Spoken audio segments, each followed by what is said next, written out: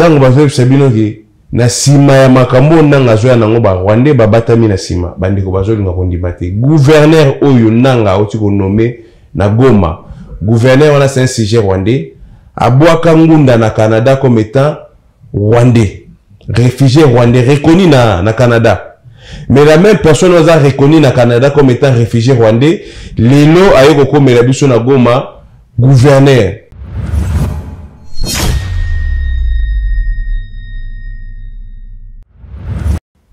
D'abord, tout le monde a nanga, a joué la pièce comme Marambo, to boyaki.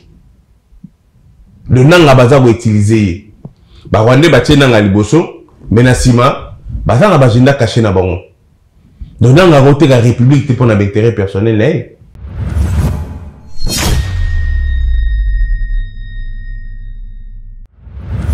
puis il me semble que maintenant pour que beto no mo ebe bande ko na so ba jouer ba sa démarche ya ba longo la visite Rwanda na ba mayo na bango. Mais il me semble que tous les artistes moko ya Congo ya munene président France à la masse na ye.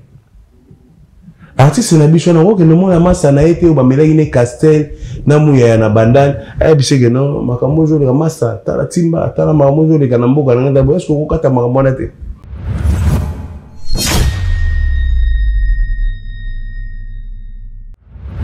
Tout a besoin de sauver le cannabis na maboko ya Rwandais.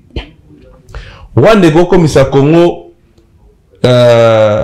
des foutoirs ou des fouloirs te la salité na bango nyo surtout ya côte ya bimia sali woni surtout lingi. Non. Tout le monde a un musée. Ndenge basalaki pe yango ka ke loko basalaka na musée yango bazongeli ngo susuna nanga. Est-ce qu'un vrai Congolais pour revendiquer les droits dans le Congo, pour revendiquer le pouvoir dans le Congo, il faut qu'on nous soit pas pour une sa république.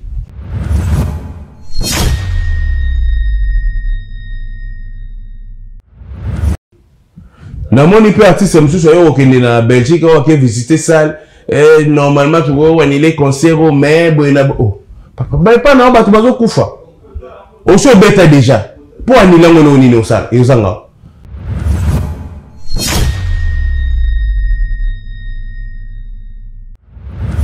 D'emblée déjà Nanga c'est un prisonnier à ciel ouvert.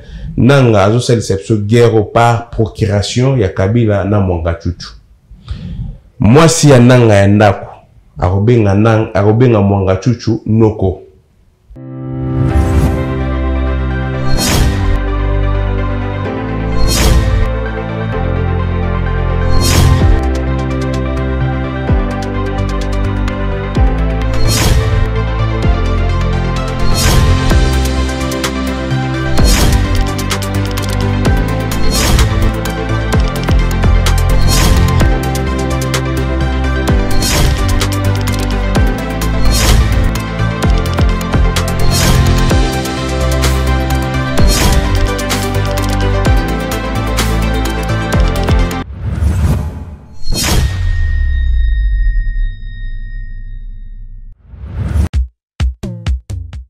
Imaginez-vous dans le luxe le plus absolu, au cœur de Paris.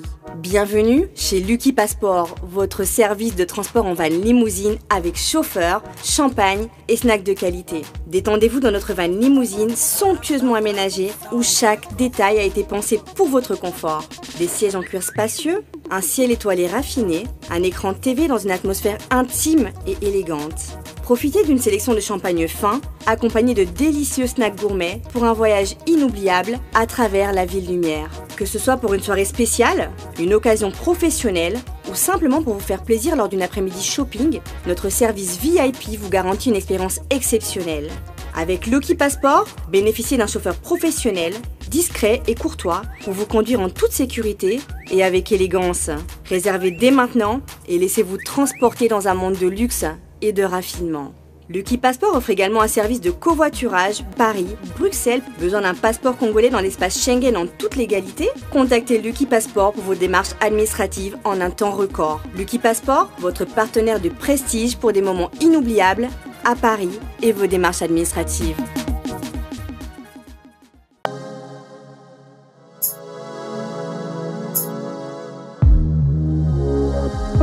Congo révolutionnaire. Révolution News, chez nous, c'est chez vous, avec Michel comme Aigle Royal, monsieur l'encadreur des sorciers.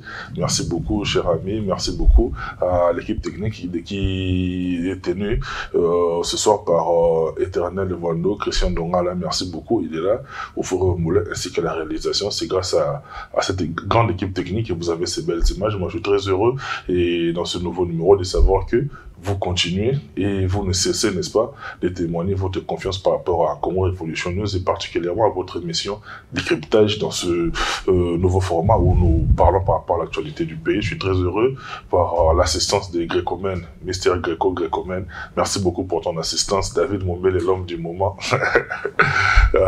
Continuez à vous rappeler qu'il est bien, c'est-à-dire Congo Révolution, toujours Libanga, les autres qui sont parallèlement, mais ça va tout bien dans la plaisir. Voilà, Yaroyamba, un compatriote, avec lui nous allons parler par rapport à la situation du pays. Lui on l'appelle Volcan, un volcanique. Papy Volcan, bonjour et bienvenue, tout le monde en a Kala. Oui, bonjour Mathieu, tout le monde en a Kala.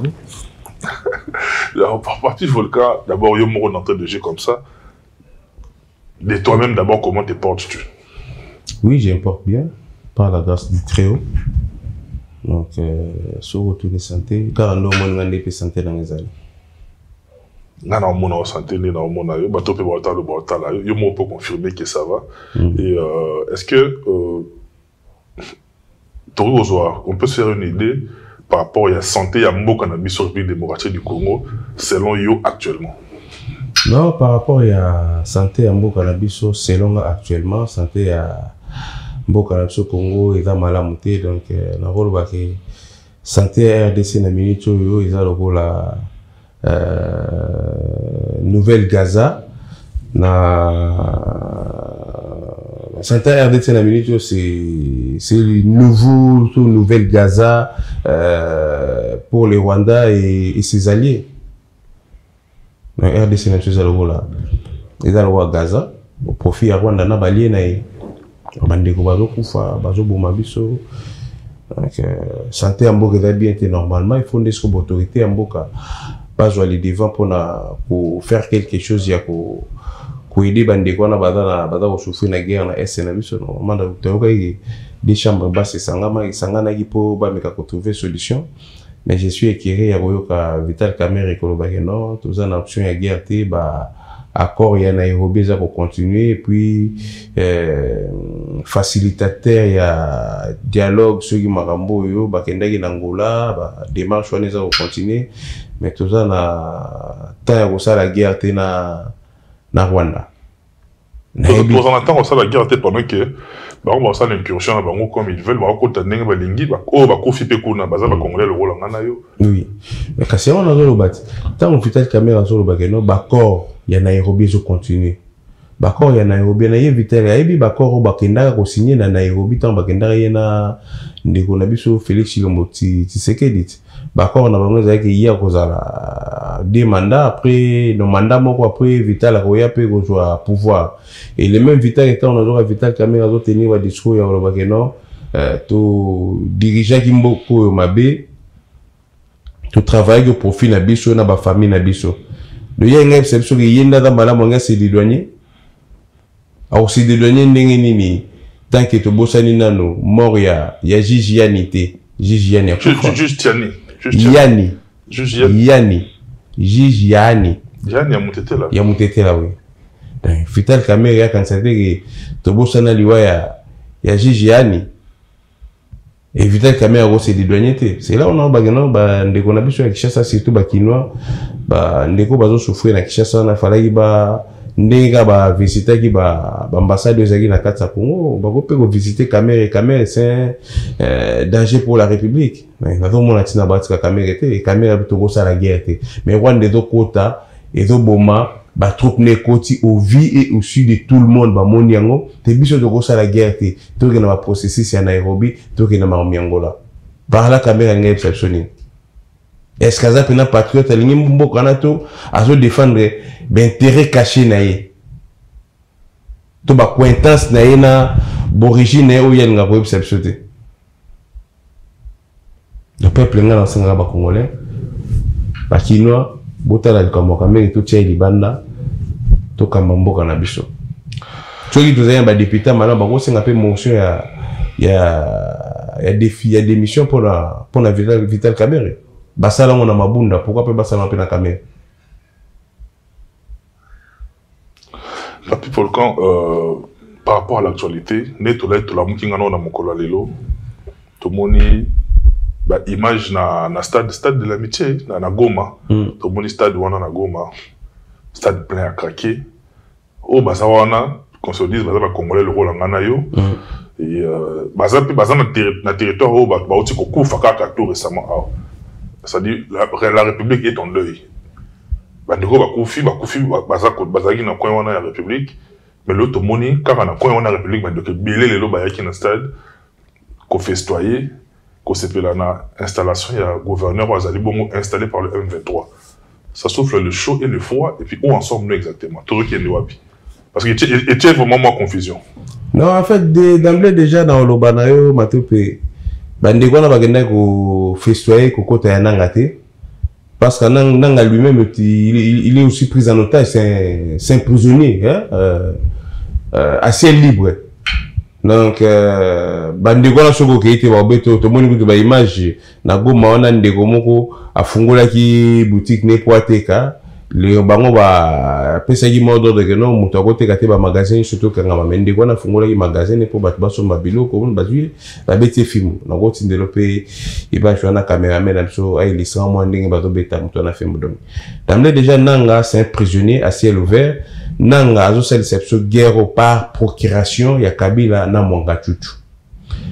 Moi si ya Nanga ya ndako arobenga Mwanga Chuchu noko. Donc tango bazo sabino ki na sima ya makambo Nanga zo ya nango ba Rwandais babatami na sima bandiko bazo linga kondima te. Gouverneur oyo Nanga oti ko nommé na Goma. Gouverneur wana c'est un sujet rwandais. Abwaka ngunda na Canada comme étant rwandais. Réfugié rwandais reconnu na Canada. Mais la même personne a reconnu na Canada comme étant réfugié rwandais. Lelo ayoko komela biso na Goma gouverneur. Mais zo babachaka lobo na poche na mbala moko. Vous pensez que ndenge ndanga veya wana toza mala mais non nanga emo da prisonnier à ciel ouvert. Aroki matata na prison ada prise en otage. On sait le monde Musée Laurent Désiré Kabila azaki guerrier, maquisard, rebelle. Rwandais benga basali baje kaka nanga za civil nanga osani mais nanga osa ba 26 na okoma na Kongo te asuka na balabala awake musika te awake ndi musika te de même recette ba la biso na musée za même recette ba ngi bazong sélection à travers moi nanga et aussi matin évoqué sénateur Mwanga Chuchu aza toujours en prison aza bongo aza bokilo ya Nanga azaki parmi les initiateurs il y a CNDP ngone comme M23 et comme M23 eza ba corps il y a le 23 mars il y a CNDP kundabatoire aboma bandeko na biso tango toki ba kende bakanga sineni kundabatoire ki na CPI kundabatoire azonga na Rwanda comme étant rwandais bakanga ete tilelo Mwanga Chuchu c'est Tutsi rwandais o azaki na ba carré minier bakanga kutu ba tonne ba arme na ba carré minier les azaki kuna na S mwasi ya Nanga arobenga Mwanga Chuchu noko donc mama ya mwasi ya Nanga a la petite sœur ya Mwanga Chuchu donc Nanga fait la guerre à la République par procuration ya Kabila na Mwanga Chuchu. Et les mêmes Nanga, parce que les Congolais n'ont pas dit pourquoi Togo a toujours la courte mémoire. Nanga a proclamé Félix Tshilombo Tshisekedi comme étant président de la République. 10 jours au lendemain, Nanga a dit Félix n'a pas gagné, Fayulu Mutu a gagné. 10 jours au lendemain, Nanga comme Elibiso rebelle. Mais Nanga a dit Félix. Ce qui Fayulu Mutu a gagné d'après Nanga. Mais pourquoi c'était Fayulu Mutu qui a gagné? Au Tshilombo pourquoi? Et tant autant Félix, 10 jours au lendemain, comme rebelle Yanni. Il y a un adepte sur le Congolais qui non. Hymne national n'a pas le debout congolais. Il est temps, tout élément, pour tout bonde la Mbokana. Mbokana, bakoko batigela il faisait héritage. Maréchal Mobutu a Kenda, Congo Tikala Congo. Musée Laurent Désiré Kabila Kenda, Congo Tikala Congo. Félix Tshilombo Tshisekedi a Kende, Congo Tikala Congo. Et ça fait mal tant on a joué à Bandeko Moussou. na diaspora 21e siècle bitumba na baluba bake bundeta bitumba na bango on dirait Congo za baluba ndenge za nanga ya na ekaka ba discours moteur alors que en ce moment-ci et sengi to sala o ba bengi sursaut patriotique to sauver ma belle ya bakoko to bani la France sawa Charlie Hebdo tant ba terroriste ba betaki ba masasi banina mais tout le monde qui opposé ni surtout ba sangana qui ba tambola qui ba kenati na porte de Vincennes tous un sous exemple nani ya oui les cas ils ont mis ba Bataclan tant le betaki na Bataclan opposant na chef de l'état français ba sangana qui mais le pas na biso na Congo pourquoi ba opposant Congo ba to lo baté bango ba ga lo baga tant on partage ya gâteau ezali. Mais lorsqu'il y a des choses sérieuses, on va relever la mboka, on va défendre mboka, on va le na minute au bâti du peuple, l'abandon des rebelles M23, Rwandais, basa la nyesho tout baligné na Congo. Mais on a lancé dans la bande qu'on a biso, il y a partout, hein, sur toute l'étendue de RDC. Tout ça là, on est tout ça là, on a 1997. Déjà parti à Kinshasa, Boba n'a pas patrouillé bango. S'il faut aussi là, babomi biso trop c'est trop. Toujours qui mbala liboso, toujours qui mbala mi balé, ya mi sa te aussi mbali susute. Bande wana biso oyo, nazonga na question na ngai, bande wana ngai na yo congolais auto mundi bango na stade wana, ba ye ko sepela, ba ye to mundi ba image ba tout ba munyo à travers les réseaux sociaux. Na éviter to benga ngoni ni yo. Même à ce peu, animé par quel sentiment? Bande quoi bazar na mindu kité. Na utu ko yebiso tu moko ba beta qui parce que après c'est monde de babige non, mutu mo ta fait magasin. Ba obligé ba on ba stade te ba tshel ba on côté so stade. C'est là on a vu bageno. Bande quoi na bagena na stade to yebiso sur l'autorolo ba te pona congolais. Ba msusu ba ko ke ne pas mécontentement so go yete ba obete au film ba msusu pe ba kei parce que ça kaka qui pouvoir oyo chilombo fois ça nini akinde ba Rwandais baya na bango. Maintenant ngai moi da prisonnier à ciel ouvert donc nanga avant que tu vas boto la goma boga ba déclaration ba loba que non ba longoli nanga ba suspendre na makomé M23 lo ba juste ba obimisa mutu na bango.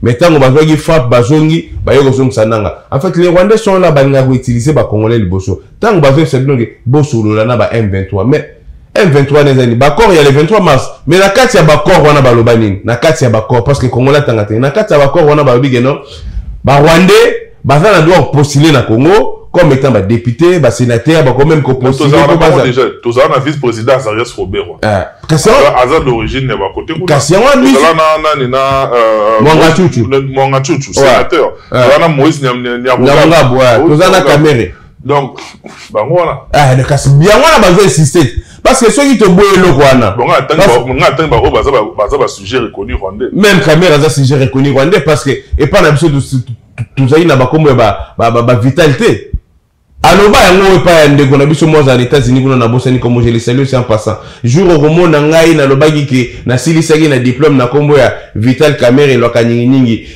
na okabelo lo pango ya ngai tsena ndako mais va rebima biso tozaika na bakombo ya papa na ya mama to ba non na poste nous ba prenons tout ce là aux anoté mais il y a un prénom ce n'est pas un secret polichinelle que vous prenez au ba congolais que caméra c'est un sujet rwandais attends à l'université na inikin comme étant rwandais musuba bi rwandais musuba bi burundais comme mais na ka bilo même bana ba bundi section na S ba ugandais ba tutsi mais oui Aza tuti Burundi, tuti Rwandais, tuti Ougandais, baza bene kuna ba tuti wana ba on ba causer ce problème. Et makamno surtout pourquoi tu melaga na S. Zo Angola to kangami nango, Angola to na frontière ya mulaye bandi côté ba Congo ti eke na Katanga. Pourquoi tu as un problème na bandi kuna so Angola te? Congo Brazzaville capitale Mbaleta là. Congo Brazzaville ça sous-traite. Je vais en traite au sougele ma bien jour. Tu vas en traite par rapport à quoi? Mais il y a un travail ici Rwandais na Katambo. En matière de quoi? En matière des États, il n'y a pas d'amis, il n'y a que des intérêts. Comment passer les pays souverains? On a droit à ça là. Alliance na mutunyo. A garder l'intérêt. Conflit na biso, conflit na bango. A garder l'intérêt wana uya zota la wana. Mabosa ni biso do sungaka e poison à place wana. Lelo nous sommes agressés, c'est lui. Oyaga Oboma Rwandais pour n'a d'intérêt, garder d'intérêt. C'est d'accord, on a quand même qu'entre les États, il n'y a que les intérêts qui comptent. Il n'y a pas de souci, tu as le conflit na biso, et ça, le conflit na bango. Biso na bango to daba bantu. Biso na bango to lianaka, biso na bango to balana, biso na bango to ana munoko mo to sololaka. Biso na bango to bakinya Rwanda te. Mais toi peuple moko te, papa baza mboka mususu, mboka mususu. Te papa bangala bana Brazat. Bangala bana Congo. Ba Congo bana Brazat. Ba Congo bana Congo. So même to ba mboka mo te. Toi bande côté. Te. Tout ça bandeko. Ba front, na lobi no frontière. Mundele mtaya ko frontière. Mais ceux qui ok na Congo Brazza, okuta bangala. Côté il faut français il faut belge. Bandeko, ba baza côté kuna ba côté. OK kaka côté ya ba Congo wana to kangama na bango. Ba Congo ya côté na baza bandeko kuna ba na bandeko côté. Kolia na biso na bango ndemo. Et ce qui est encore plus grave, plus dangereux, il y a komona nanga bandi da ko sa ba déclaration ni na bige nanga ada prisonnier à ciel ouvert. Nanga bige no Kinyarwanda et Lobamara Burundi Uganda et parmi balango Lobamara na Rwanda Burundi Uganda na RDC mais pas na biso de Kinyarwanda te matope et pas na biso balango na biso ne bikolo na biso tango babenyo mbunza lobaka kimbunza babenyo mukongo lobaka kikongo babenyo mundibu lobaka kindibu babenyo muswahili lobaka swahili babenyo muluba lobaka kiluba babenyo ngombe lobaka kingombe mais siko yebisanga Kinyarwanda na baza batu ba mongo lobaka kimongo siko ba vendre place ni d'abord mona nanga azui la bisoka makambo to boyaki le nanga baza ko utiliser ba Rwandais ba tienanga liboso mais na sima baza na bagenda caché na bango donc nanga voter la république te pour intérêt personnel là mais quand bande ko na pe ya Goma nanga poser une question bon le bito suka a ba ba bité comment c'est Kinshasa kasota nanga koma Kinshasa parce que ngana benga na bande ko na biso Kinshasa si toutes les tendus au ba rebelle on va continuer à noter et surtout là qui bon on a déjà patrouille pour y a des rumeurs au courrier que bah si bah mi côté là il a chassé mais bah Rwanda tout ça là on a 1997 mais obi que na épinglé le moro na période bah info na ben donc c'est ça vraiment embellé kasi on vient de monde Kinshasa il y a en tenue militaire à Kangagi jeune moro boye que chez na abi baza ba Rwandais aza boye na bona wote jeune on aza Rwandais jeune on aza mona matete oui chez non alors mona matete un ami, un ancien tourné na Unikin, a habillé avec tous les détails, à la petite na bango ya quartier, a tiré une photo na ya diplôme d'état. A comment on a problème na mutu. Garçon a bela moi mutu. Après na eu mon vidéo ya maman ya garçon mo, a expliquer que moi on a attend moi ba démence a bela mutu. Mais c'est quoi de c'est na na ba vidéo. Oui.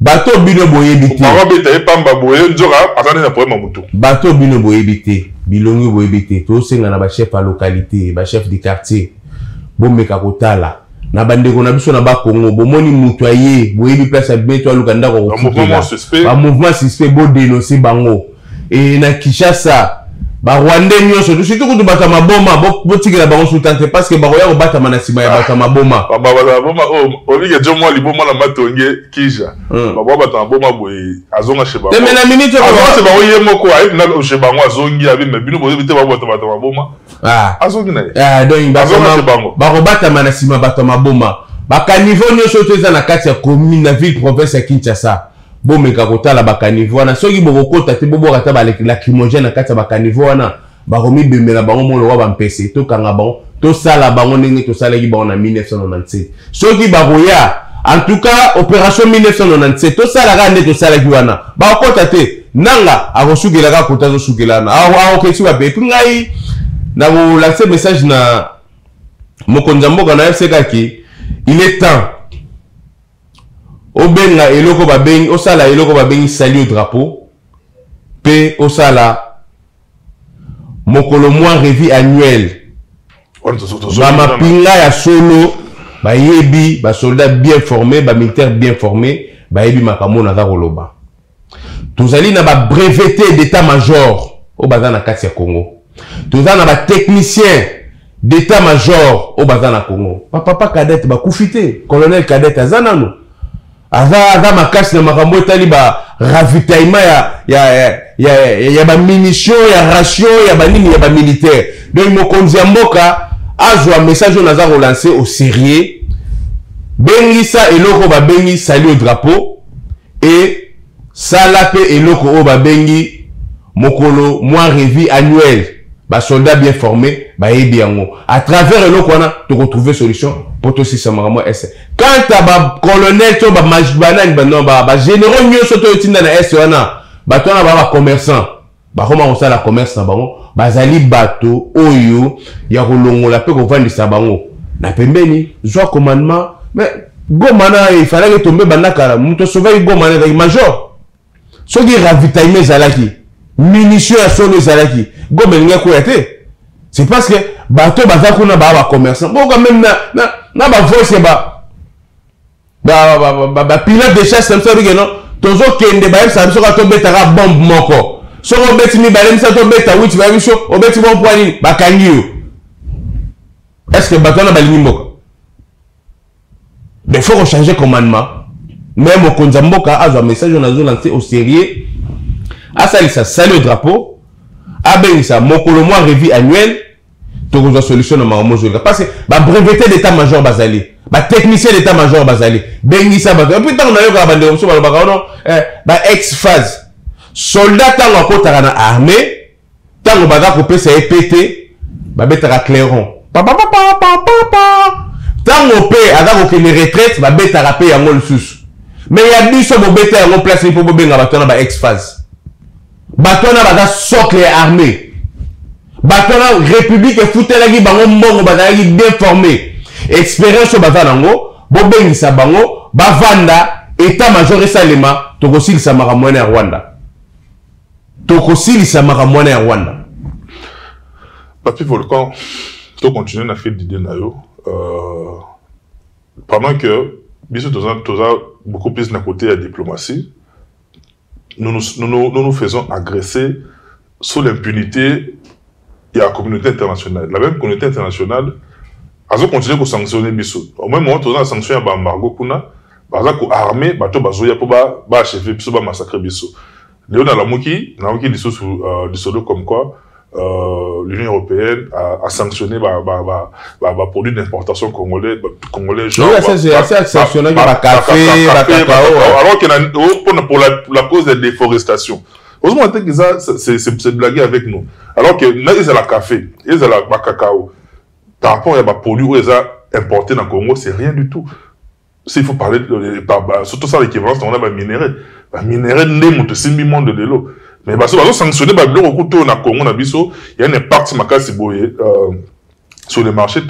Par contre, côté eux il faut sanctionner, côté on a bâti l'axisme mais on a bâti ouverture est-ce que tu peux espérer quoi na union na communauté internationale on a autre belle de bango depuis de bana ko belle de bango tout le monde a solution té. To biso ne to ba na miki to za ba borne. Non mais nga na lo baga il faut se prendre en charge. Pourquoi tu continues dans la diplomatie on le foutaté. Alors, tout peuple n'y doit se défendre.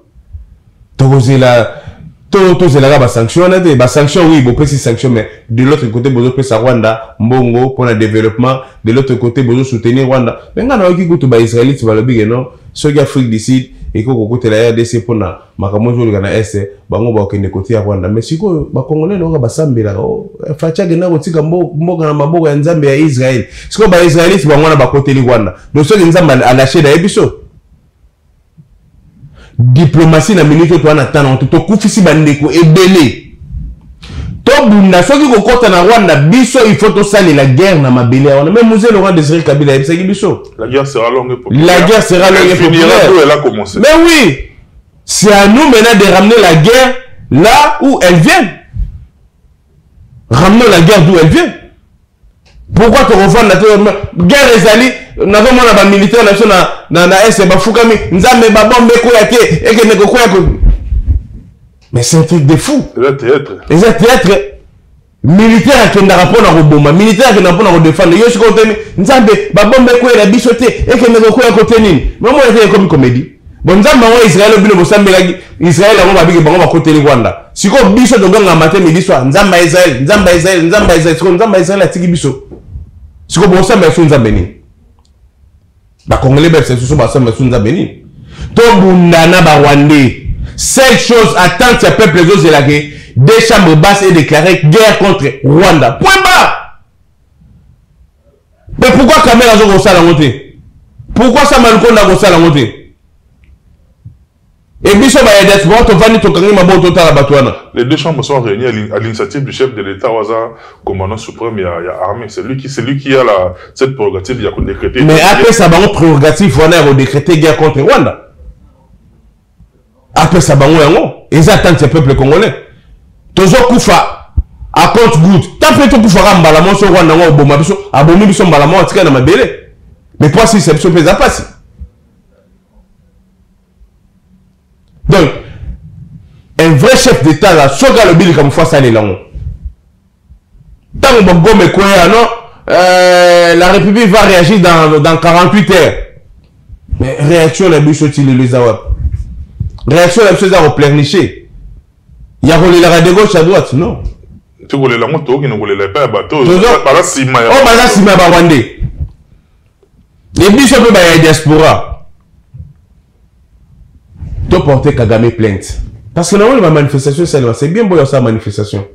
Maintenant, si ma manifestation en a suivi les années, tout s'organiser, bah j'ai mieux surtout tout le monde la manifestation en France, la Belgique, bah tout s'organiser, tout planifier, pena, tout aussi bah document mieux surtout faisant preuve que Kagame a côté à Zoboma, Babilo qu'on a mieux surtout. Tout que na lai ah ouais, na Hollande. Mais Rwanda a ratifié, hein?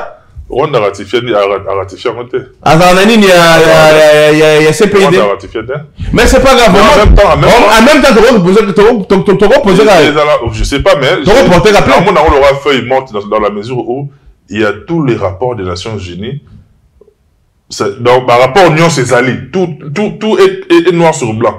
Tout par rapport à Union Césali, vous avez la Kisake. Tous allés agressés par le Rwanda, n'a pas preuve, n'y a pas rapport à ça. Mais maintenant, il faut opposer un acte.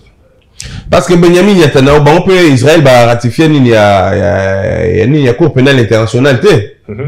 Mais dans les Nations Unies, Balbaïni, on a poursuivi pour crime contre l'humanité ou c'est dans Katia Gaza.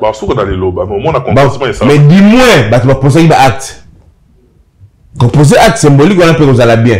Qui c'est ce qui lobby Kagame a dit que tu as délai? Tu as posé plein de choses Kagame a Sakimi. Non, mais il est temps. À travers CPI, solution tout ce que imagine quand on a belé la CPI, pour ça CPI. Na plein de personnes dans document sur le presse bon. Un jour ba Hollande la Kagame était. Ata ratifié il demande na moko ba ratifié yo Kagame comme basali nini mandat international ba ko ngapeka Kagame batindike kuna champion beba bakanga iti. Mais pourquoi tu vois ça Babylou wana pété? Tu m'as dit que le terrain n'a pas besoin derrière Kagame donc pour pas tindike les affaires. Mais Benet to za na débloc. Na minute to za na débloc. Bloc il y a autant, na bloc il y a BRICS. Mais qu'est-ce qui nous empêche d'aller côté nous pour tout sauver Abisso? L'autorité comment va bangani? Encore RDC te votera contre la Russie. Faut tous ces jeunes là-bas, ils ont compliqué. Non, ils ont compliqué. Yo mo ko le bagé, ça sous sur Rwanda, azota la bintéré na et dans ma bande de côté. De la même manière, personne peut te dire que mon abandon tout sur la maman d'intérêt. Tout sur la ligne de côté. Tout à fait. Ah, de ma conjambo kaba me kauta le logo. Mais Mobutu en son temps, il a pour l'intérêt du Zaïre, même s'il faut faire les pactes avec les diables, il les fera. Mais qu'est-ce qui empêche à nos autorités aujourd'hui de faire les pactes avec les diables pour sauver les nôtres? Pas ça là. Parce que yo ba do beto zolé, ba beto les après milinga zo sona misu papa milinga zo sona misu mais mai oyo to go obora na ba kono zo luisa na mili ozo luisa na milinga tu es place mai wana ezali. Mais pourquoi to go na mai wana to bora na na bakoli po mingi ngebima lisusu te.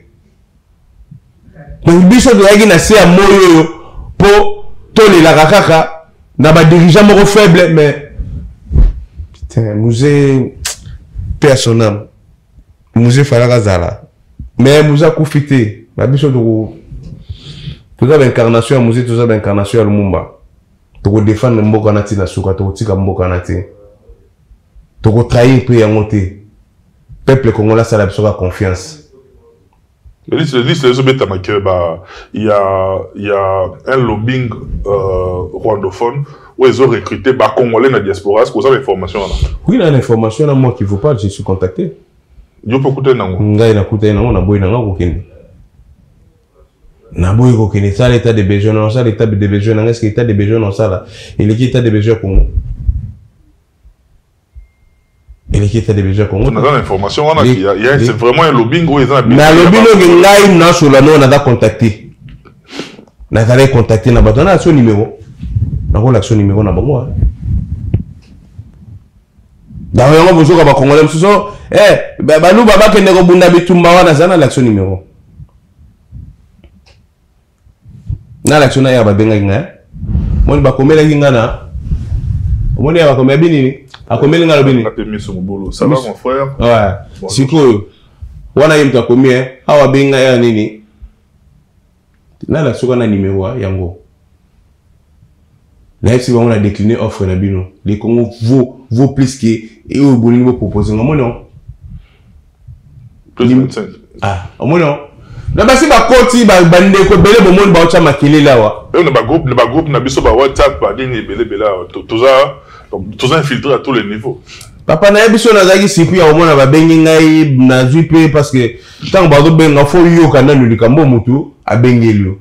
Na yo kinyo se titi mais qu'est-ce que vous après ya kokitape ou ya koto na essai batu ba mona ki tête de ya fiche ya combat na diaspora pe ya kitaki ça là état de besoin na bona mais non on a ça l'état de besoin boni Congo ne déjà et ranyo sopo na ngai état de besoin vous pesa nga combien ya on a so que nanga da prise en otage c'est un prisonnier à ciel ouvert.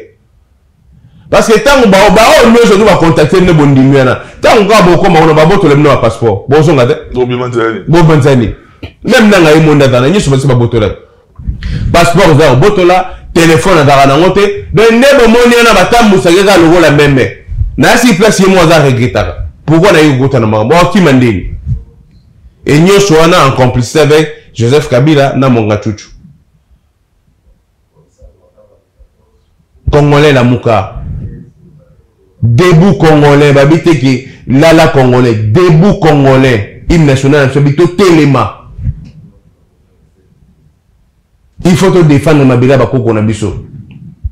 Dans les Cambo kaka to ya pour na parachevé les Cambo na lobby par rapport à la communauté internationale. Na moni même jour à marche awa. On a un plaisir on est Nous qui sommes nés au Congo, c'est tout à fait normal parce qu'on est liés, on est attachés par rapport à la République pour tous vraiment dans mon Makila. Mais il y a de nos enfants qui sont nés ici, qui ne connaissent pas le Congo, certainement, mais à travers nous, leurs parents, on va se faire juste une idée par rapport au Congo, dans la culture, dans la musique, dans le théâtre, dans la bébélé et tout. Tout le monde qui va bien qui peut dans le jour. Mais malheureusement, il y a certains Congolais pour eux, cette volonté-là de marcher pour dénoncer tout haut la situation qui se passe dans notre pays. Pour Nabango, nous avons été corrompus, nous avons reçu de l'argent de Kinshasa, ça fait mal de voir d'autres Congolais pour réfléchir à ça. Na minute tu as un sursaut patriotique. Ça fait ça. Tu as besoin de sauver le cannabis na maboko ya Rwandais. Rwandais comme ça Congo des foutoirs ou des fouloirs la salité na bango nyo surtout ya côté ya bimia sali woni surtout lingi non tout le monde a qui on a musée ndenge basalaki pe yango ka ke loko basalaka na musée yango bazongela ngo susuna nanga est-ce qu'un vrai Congolais pour revendiquer ba droit na Congo et revendiquer pouvoir na Congo il faut qu'on organise ba pa pour la République. Et je répète encore, Félix Tshilombo Tshisekedi a ça demandé à Kokende. Congo kotika la Congo. Mobutu akufa akenda Congo tika la Congo. Musée Laurent Désiré Kabila Koufa Akenda Congo Tikala Congo. To défendre mabila ba koko na. C'est plus que Taliban na wana nyo surtout ba bimai na poto ndemo lobe. Mais au moins que makila ya Congo mutolobe kat na bango, am congolaise mutolobe kot na kat na bango. Mais soko yogi mutaza na discours ya ba corrompa ki bino po bokende kotambola papa. Na poto wa corrompo na combien? Pour tout pour kenda musala ba futa ba corrompo na combien? De ceux qui battent ba bimagi, ils a par amour ya patrie. Surtout maman pendant na poussette maïma. Amour ya patrie. Maintenant, bateau bateau na discours on est bateau bateau déjà au service ya ba Rwandais. Ndé bozo mona bateau na discours ya ronanga ya na ka genetique chasse mais bateau ba kufa na essa ezaka baluba.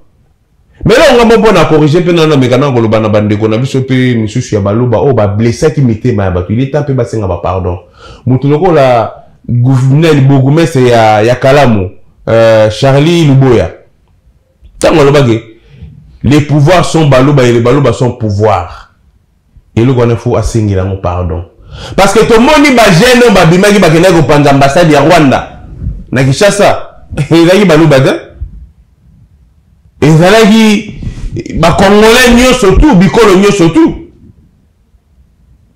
Et puis les balouba sont pouvoirs. Na ndenge nini. Parce que Moulouba botina Moukongo botina Mungala botina Moussoué. Donc tout ça la mélange beaucoup. En tout cas concernant félicitations et paix à son âme na maréchal Mobutu, unité nationale en Antigua biso yangona de ba ko panza biso de. Tatabo Moko, mama bo moko, ekolo bo moko. Ba ni ko la biso sous tribalisme. Tribalisme za les sika na monté. Parce que ba ko fa na est kuna. Et ça ba lubata. Ba soldat ba bunda na est. Et ça ba lubata. Ta bikolo nyo surtout. Tous à l'amour ya Congo, oui certes, et belé, barolinga chilombo te poza muluba. Mais to lingana no Congo. Chilombo c'est le nôtre. To bengana ba Rwandais, to rejoindre to vendre ici, so ko kanga biso moto kanga, so ko sambisa biso to kanga. Oh nous on to sala na, mais to bengana ne ba Rwandais. To za na problème ba tuti, arrêtez de rêver. To za na problème sérieux na ba tuti. Mais tant mobile mozo rêver.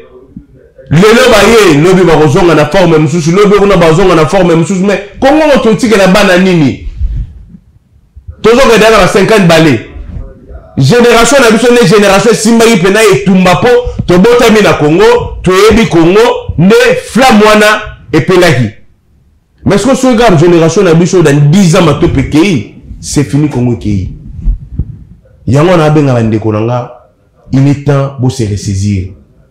Ato linga chilombote mais linga Congo na minute toza na besoin ya sursaut patriotique to défendre mabele ba koko na biso to benga na ba Rwandais to sikola mabele na biso to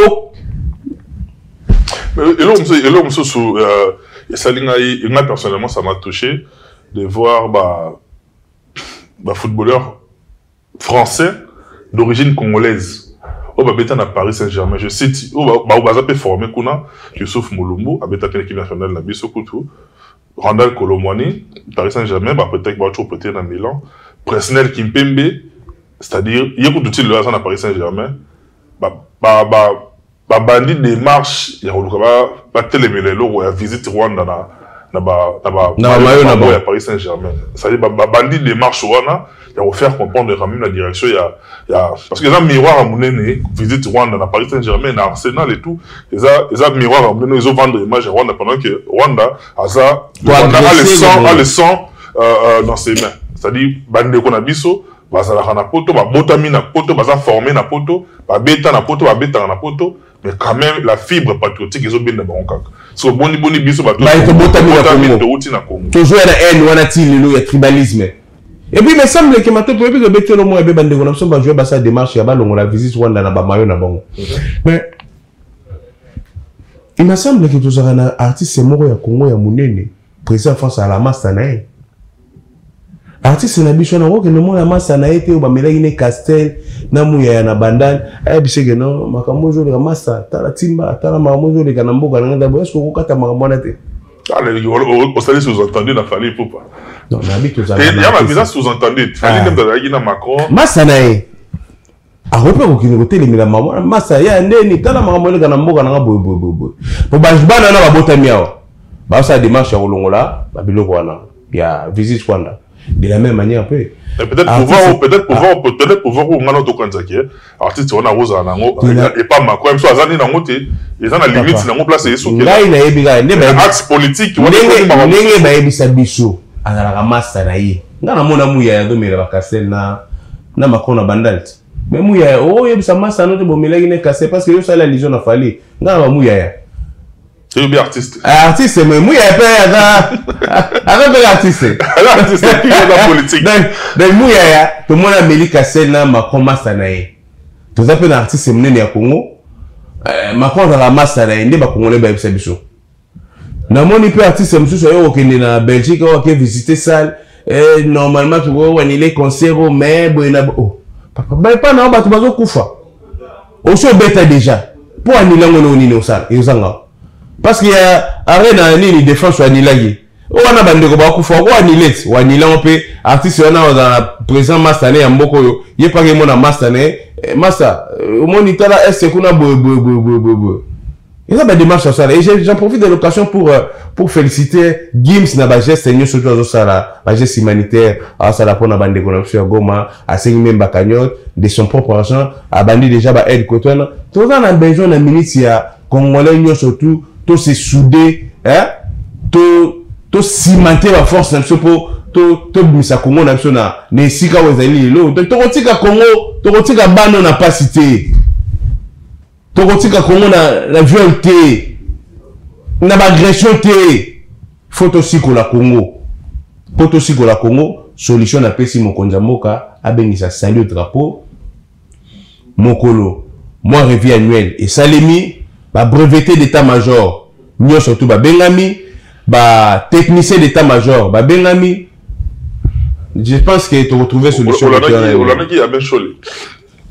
Parce que silence autovani dans un acteur politique na biso minene ya mboka na biso quand il s'agit ya ba répartition il y a ba pouvoir il y a ma géopolitique tout le monde est actif tout le monde va tout nyonso monter sur leurs chevaux pour na ko clamer ba point na bango politique mais lelo ba te belé pe ba grands acteurs politiques na biso ba pandi silence radio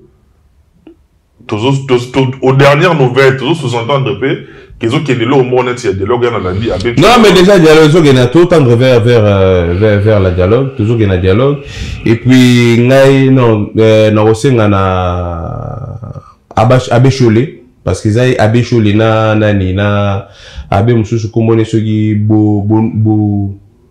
bondua ba on mbaza ba facilitateur ya ko organiser dialogue wana mais na osenga avant nan bakende na kati ya makamia dialogue wana to osenga libération sans condition ya ba prisonnier d'opinion oyo pouvoir en place kanga to osenga libération ya Mike Mukebai to osenga libération ya Cheikh Kikuni pe to osenga libération ya Jean-Marc Kaboni ba mekana ko tika ba meko wana sorry après tu as la makamia la makamia dialogue wana et dialogue wana ngana olinga dialogue wana izala dialogue mot inclusif et érigeant élargi à la participation des têtes du combat de la diaspora congolaise aussi comme qui par exemple parce que entre bino pe mikolo to ta omona ba au centre déchiré na combat awa côté guna na moni odombo na ndenge na ye ba voice bimaki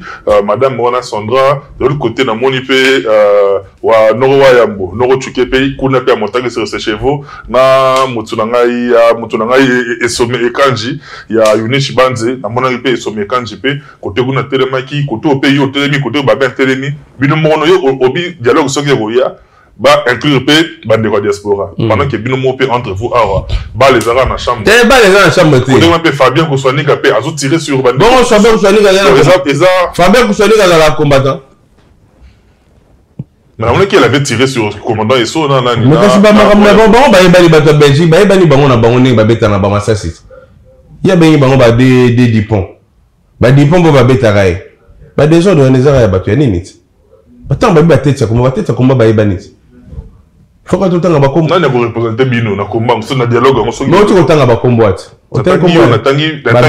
Natangi Babé Masombo Natangi Odombo Rex Kazadi imbattable tour en Moma imbattable tour en Moma Yoyo Mutumosi Inzembo Stimae Inzembo Basa Ebele Batete à combattre Ebani donc voilà participation il faut que tu participes dans le dialogue en Angleterre tout ça peut n'avoir des donc en fait ceux qui représentent aux ala RCK déjà na Congo Nation à venir dont je suis le président du bureau politique pour participer na dialogue wana sogi et aux pour toi apporter pas solution parce que toi dans cahier de charge il y a qu'on proposer pour dans il y a dialogue wana parce que tout ce qui est bateau na tant trop politique il y a chaise vide des amabé cette fois-ci il faut que ce plutôt côté aux affaires tout y ba markamoni ne sale marana parce que tous les téléspectateurs te mettent un peu bactéries il y a combat il y a libération Congo. Maintenant on peut te dire que na Congo c'est pratiquement la même formule. Musuku eye bon on a nenga lingala bayaki. Musuku eye tout qui est dans dialogue est botara partage à gâteau mais comme quoi les mêmes causes produiront les mêmes effets et puis na suko nango c'est quoi l'avantage du petit peuple? Mais les mêmes causes produiront les mêmes effets parce que ça la bangoni mbasala makamwana. Mais le ba mona pe que sans mongo ya sika. Et quand tu peux na kati ya makamwana, et quand tu peux na cercle wana. Quand tu as un gendarme peuple, tu as des potes qui ont un gâteau. Toujours que les potes ont un gendarme peuple. Na cahier de charge na biso déjà, et ça cahier de charge de gendarme peuple. Tu as un bon pour notre gâteau. Parce que awa toujours le bas, awa to tamboulé, awa to bimé, to ça la nyesho tout. Tout le monde va politicien congolais. Na personne par exemple ya France to vaninga na yo. Charlie Hebdo. Basangana ki bango nyesho tout. Mais ma femme veut le Ghana Est. Mais c'est pour ça qu'on a pour nous partager. Ah, le roi bango ba kena kabola gâteau. Cette fois-ci dialogue wana abe Cholé na abe Bondua, il faut vous prendre en compte participation à battre ya combat diaspora. Merci beaucoup, Volcanique, Papi Volcan. C'est un mot qui est pratiquement vers la fin, mais on a quand même adressé un mot, parce que tu as toujours ceux qui sont mingi bongo. La bande qu'on a biso oyo, bazwami, dans territoire place au bande bazam meurtri depuis plusieurs mois déjà. Tombé de sur leur Goma, mais avant Goma, le territoire est bien déjà, ils a sous occupation.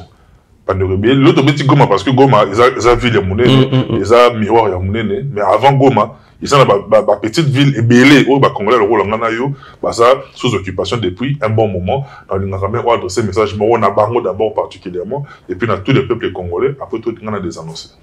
Oui, dans la bande de surtout, c'est que tout ça de tout cœur Nabino, et passe Nabino, ils ont passé Nabiso, et dans le gouvernement congolais, drapeau à RDC et à Berne, à l'intérieur comme à l'extérieur, par rapport à Bamor, au père de na S, na biso to koufsi à peu près 3000 ou 6000 et quelques Nathan ou Yukaka guerre et autres que ça élément to koufsi belé koleka sans compter to koufsi déjà avant.